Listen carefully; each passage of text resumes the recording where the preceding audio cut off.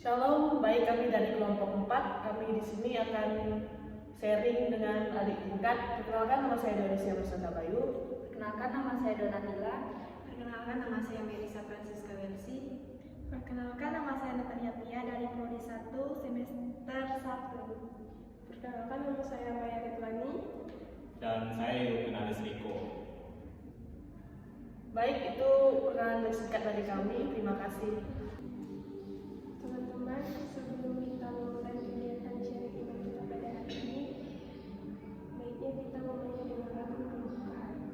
Lagu pembuka, Bapa Sentuh Hatiku.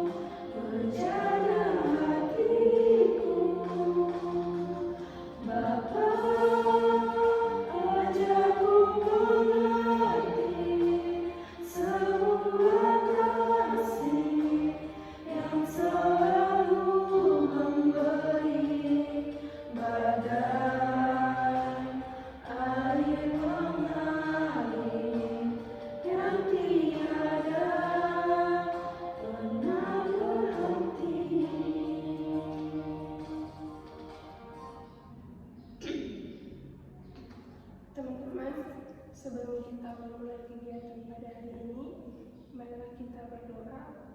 Kita hening sejenak. Kita angkat tanda kepada Kristus. Bapa dan Putra dan Roh Kudus. Bapa yang Maha Kasih dan Maha Penyayang, terima kasih atas penyertaan-Mu hingga kami dapat berkumpul di sini untuk melakukan kegiatan pendalaman sharing iman kami. Ya Bapa, kiranya Engkau berkati aktivitas kegiatan kami pada hari ini, kiranya Engkau melindungi kegiatan kami pada hari ini sampai berakhirnya kegiatan ini. Ya Bapa, kiranya ini doa yang bisa kami sampaikan kepadamu melalui perantaraan Kristus Tuhan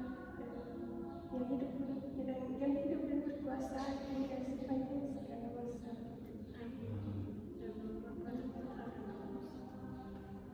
Dan mari kita dengarkan bacaan yang diambil dari Kitab Kejadian bab 1 ayat 26 sampai 28. Berfirmanlah Allah, baiklah kita menjadikan manusia menurut gambar dan rupa kita, supaya mereka berkuasa atas ikan-ikan di laut dan burung-burung di udara, dan atas ternak dan atas seluruh bumi, dan atas segala binatang melata yang merayap di bumi. Maka Allah menciptakan manusia itu menurut gambarnya. Menurut gambar Allah menciptakannya dia, laki-laki dan perempuan menciptakannya mereka. Allah memberkati mereka, lalu Allah berfirman kepada mereka, beranak cuculah dan bertambah banyak. Penuhilah bumi dan taklukkanlah itu. Berkuasalah atas ikan-ikan di laut dan burung-burung di udara, dan atas segala binatang yang merayap di bumi. Demikianlah sabda Tuhan. Syukur kepada Allah. Baik teman-teman sekalian, dari bacaan kitab Kejadian ini merupakan sebuah fondasi teologis yang mendefinisikan bahwa kita sebagai manusia di bumi diberi Allah kepemilikan untuk dan martabat untuk menjaga bumi kita. Kita dapat merefleksikannya, yaitu kasih kebijaksanaan dan pemeliharaan pada lingkungan hidup kita, di mana kita manusia bertindak sebagai wakil Allah untuk menjaga ketertiban, keutuhan, dan semua yang diciptakan Tuhan di bumi ini. Maka oleh karena itu pelanggaran dipandang sebagai kegagalan spiritual, karena perusakan yang terjadi itu merupakan suatu pengkhianatan terhadap kepercayaan yang sudah diberikan Allah kepada kita. Maka dari bacaan ini kita dituntut untuk mempunyai iman yang sejati, untuk merespon tanggung jawab kita terhadap kehidupan ekologis yang lingkungan di sekitar kita. Kita dituntut untuk berjuang demi keadilan lingkungan, dan dituntut untuk mempunyai atau mengadopsi gaya hidup yang selaras, yang berkelanjutan, yang tidak mempunyai dampak buruk bagi lingkungan sekitar kita. Seperti yang terjadi sekarang ini, banyak sampah yang menumpuk, nanti kan bakal terjadinya banjir. Maka kita dituntut untuk menjaga lingkungan kita. Di kitab yang dibacakan tadi juga kita harus mengakui bahwa seluruh alam semesta ini memiliki nilai, karena telah dinyatakan sungguh amat baik oleh Allah. Di dalam Kejadian bab 1 ayat 31 dikatakan bahwa sungguh amat baik. Maka dari itu, karena Allah telah menciptakan lingkungan ini sungguh amat baik, kita sebagai yang dipercayakannya harus menjaganya. Bagaimana cara kita menjaga lingkungan itu sendiri? Jadi kitab ini mengajak kita untuk selalu menjaga lingkungan sekitar kita, menjaga alam kita, terutama di lingkungan kampus kita sendiri. Jadi sekian pendalaman iman dari kitab suci Kejadian. Ya baik teman-teman, ternyata terkait perusakan lingkungan yang ada di sekitar kita, gereja cukup memperhatikan hal ini. Gereja menulis sebuah artikel yang berjudul Laudato Si, yang artinya terpujilah engkau. Jadi artikel ini ditulis oleh Paus Fransiskus yang diterbitkan pada tahun 2015, merupakan ensiklik kedua dari Paus Fransiskus. Masalah yang ditegaskan dalam artikel Laudato Si ini tentu masalah kerusakan lingkungan, pencemaran, deforestasi, dan pemanasan global. Pembangunan yang tidak terkendali, krisis sosial dan moral, karena manusia hanya memikirkan keuntungan dari sendiri-sendiri. Akar permasalahannya, manusia tidak lagi memandang Allah sebagai pencipta. Alam dianggap beda, yang biasa dikuasai oleh dieksploitasi. Pandangan Paus Fransiskus, semua ciptaan saling berhubungan dan membentuk keluarga universal. Alam bukan sekadar tempat tinggal, tapi bagian dari kehidupan manusia. Inilah bentuk peduli Gereja Katolik terhadap kejahatan yang terjadi di lingkungan kita saat ini. Nah, jadi seperti yang sudah dijelaskan tadi dalam ensiklik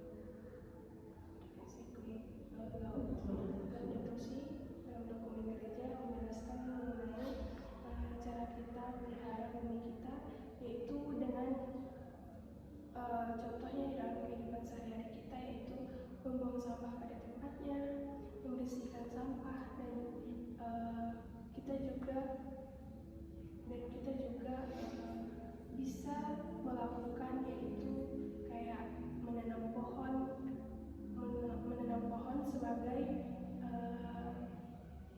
sebagai cara kita untuk menghindari kerusakan lingkungan, yaitu dengan menanam pohon kembali. Nah, bagi saya juga lingkungan itu bukan hanya sekedar tempat tinggal kita, tapi anugerah dari Tuhan yang telah diberikan kepada kita, seperti pepohonan, sungai. Nah, saya sendiri melihat keindahan alam itu sangat begitu indah kalau kita merawatnya. Namun seringkali kita masih lalai dalam merawat lingkungan. Seperti yang di lingkungan saya di Kapuas Hulu sering banjir setiap bulannya, karena di sana sudah hampir pepohonannya tuh hampir gundul karena penebangan pohon. Terus sampah di sungai pun sudah begitu banyak karena kelalaian masyarakat sekitar itu tidak peduli atas sampah itu, nanti bisa mengalir sendiri, tidak perlu dibuang ke tong sampah. Tapi dampaknya itu begitu besar, hampir setiap bulan di Kapuas Hulu itu banjir. Seperti yang telah dijelaskan di artikel Paus Fransiskus yang tentang Laudato Si itu, kita harus merawat lingkungan agar alam ini masih terlihat indah. Nah, menurut saya dengan adanya dokumen gereja dari Laudato Si dan juga ditegaskan kembali dalam teks bacaan kitab suci yang diambil dari kitab Kejadian bab 1 ayat 26 sampai 28 tadi, Allah itu memberikan mandat kepada manusia, kepada kita untuk melestarikan alam yang sudah diciptakannya untuk memenuhi bumi ini. Nah, dulu saya sering salah sangka, salah mengartikan bahwa Tuhan memberikan kita kuasa. Saya pikir kuasa yang diberikan Tuhan kepada kita itu kuasa untuk mengeksploitasi alam, kayak menebang pohon sembarangan sesuka hati kita, kayak kita berburu hewan-hewan di hutan itu kayak sesuka hati kita. Nah, saya pikir dulu kuasa yang Tuhan berikan itu yang seperti itu. Nah, ternyata maksud dari berkuasa atas binatang-binatang yang ada di bumi, segala alam yang telah diciptakan oleh Tuhan ini adalah kita harus melestarikannya, di mana kita salah satu contoh yang bisa kita lakukan yang dibilang sama Maya juga tadi, membuang sampah pada tempatnya, menanam kembali pohon-pohon. Nah, ternyata berkuasa dalam kitab suci ini memiliki arti yang luas, bukan artinya kita berkuasa untuk mengeksploitasi alam yang sudah diciptakan Tuhan kepada kita. Nah, bagi saya teks kitab suci ini juga memberikan tanggung jawab kepada kita untuk menjaga alam yang telah diciptakan Tuhan dalam kehidupan kita, dan mendukung juga upaya pelestarian, di mana kita misalnya ada kayak penanaman kembali pohon-pohon di hutan-hutan. Nah, kita harus mendukung program upaya pelestarian lingkungan tersebut. Pada intinya, dengan teks kitab suci yang diambil dari kitab Kejadian ini mengajarkan saya pribadi untuk menggunakan kuasa yang diberikan oleh Allah kepada kita manusia dengan cara memelihara lingkungan yang ada dan yang telah diciptakan dengan sempurna oleh Allah sendiri. Yang mau saya sharingkan pengalaman pribadi saya untuk menjaga lingkungan seperti yang dibawa dari dokumen gereja Laudato Si dengan kitab Kejadian tadi. Contohnya tuh kalau di kampung saya, desa sama gereja nih bekerja sama. Setiap bulan mereka tuh membersihkan lingkungan di desa kami. Warga-warganya kayak satu keluarga nih, ibaratnya bisa diwakilkan satu orang buat gotong royong bersih-bersih jalan, bersih-bersih sampah, itu selokan, pokok sampai ke jalan poros kecamatan kami bersih-bersih kayak gitu. Jadi itu yang ada di kampung, contoh yang di kampung saya untuk menjaga kebersihan supaya lingkungan kita tetap bersih. Kalau lingkungan kita bersih pasti kan nyaman juga kan kita tinggal di lingkungan itu. Saya juga merasakan dampak dari gotong royong itu. Ternyata desa kami juga terhindar dari yang namanya banjir. Kami mungkin 1 tahun mungkin cuma berapa kali terjadinya banjir, karena kami kepala desanya dan gereja-gereja di situ juga mau diajak bekerja sama untuk membersihkan lingkungan. Nah dari itu biasanya juga mereka desa ini bekerja sama dengan ke dinas kesehatan gitu untuk mengasih edukasi ke desa kami gimana cara menjaga lingkungan biar tidak terjadi bencana-bencana yang tidak diinginkan. Nah, mungkin untuk itu kita juga bisa menerapkan jika kita turun ke lapangan nanti, mungkin kita bisa mengedukasi masyarakat untuk tidak melakukan hal-hal yang dapat merugikan lingkungan sekitar kita. Ya baiklah teman-teman, kita sebagai orang Katolik yang beriman, kita percaya bahwa bumi adalah ciptaan Tuhan dan rumah bersama bagi semua makhluk yang tinggal di dalamnya. Kemudian dijelaskan juga dalam kitab suci, Tuhan percaya bumi kepada manusia untuk mengusahakan dan memeliharanya. Artinya iman kita tidak hanya soal berdoa dan ke gereja, tapi juga bagaimana kita merawat ciptaan Tuhan. Namun seperti yang kita lihat di lingkungan kita sekarang, banyak sekali kerusakan, mulai dari pencemaran, penebangan hutan, sampah plastik, dan pemanasan global yang sangat kita rasakan sekarang. Semua ini menunjukkan kurangnya tanggung jawab manusia terhadap bumi ini. Kita sebagai orang beriman diajak oleh Paus Fransiskus yang ditulis lewat ensikliknya Laudato Si untuk bertobat secara ekologis, artinya memperbaharui diri kita sendiri agar hidup selaras dengan kehendak Allah dalam menjaga alam.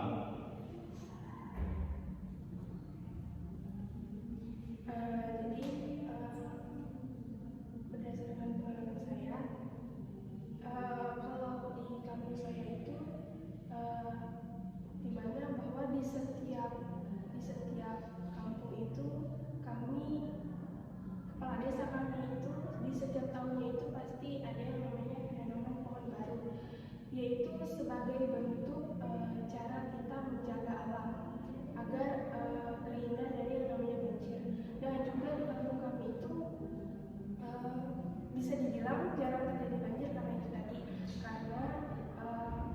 karena kepala desa kami itu sering mengadakan namanya penanaman pohon setiap tahun. Dan juga sampah-sampah di kampung kami itu juga ada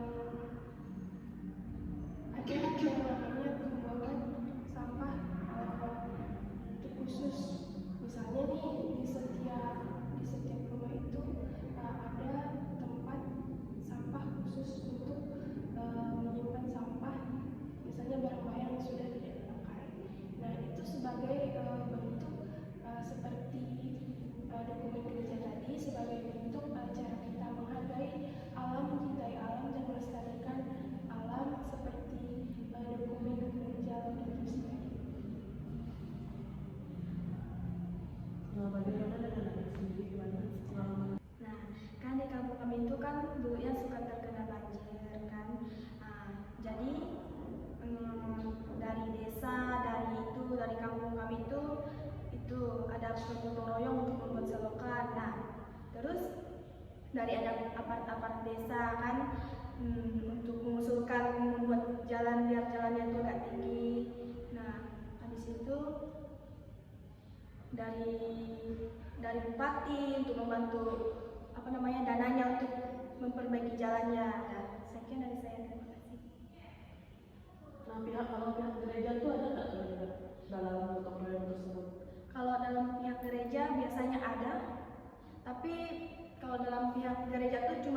tidak menebas-nebas di jalan ya.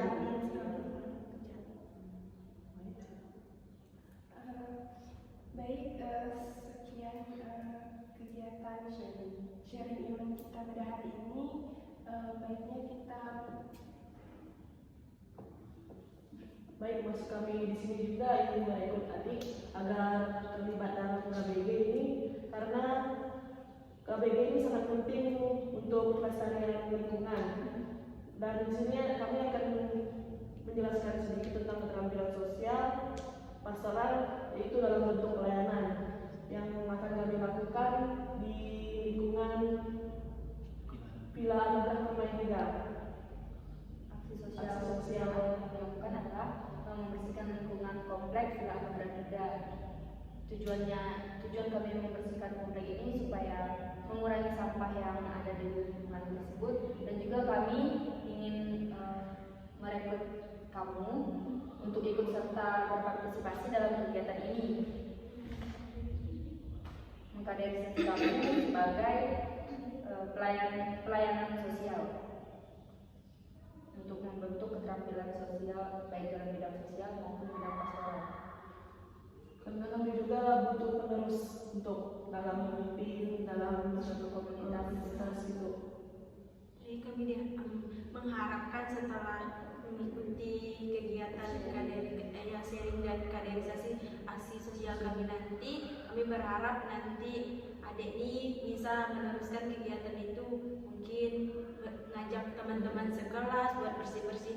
Janganlah jauh-jauh dulu dari lingkungan kampus terlebih dahulu, seperti itu. Bagaimana lanjutkan?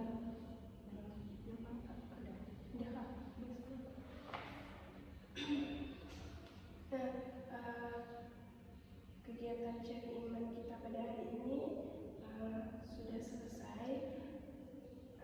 Doa penutupnya akan dipimpin oleh Sebelum kita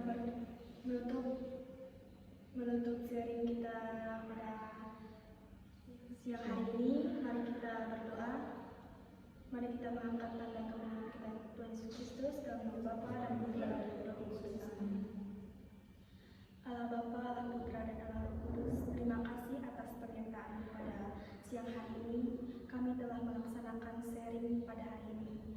Semoga bermanfaat untuk kami nanti, bisa menjadi bekal untuk kami nanti. Terima kasih Tuhan Yesus, Engkau telah melancarkan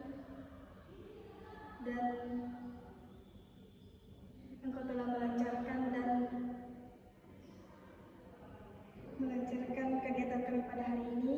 Hanya ini doa anakmu yang dapat disampaikan demi Kristus Tuhan dan pengantara kami. Amin.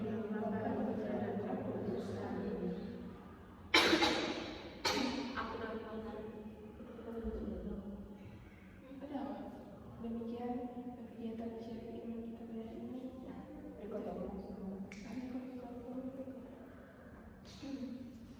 Baiklah, inilah kegiatan sharing iman kami pada siang hari ini sudah selesai.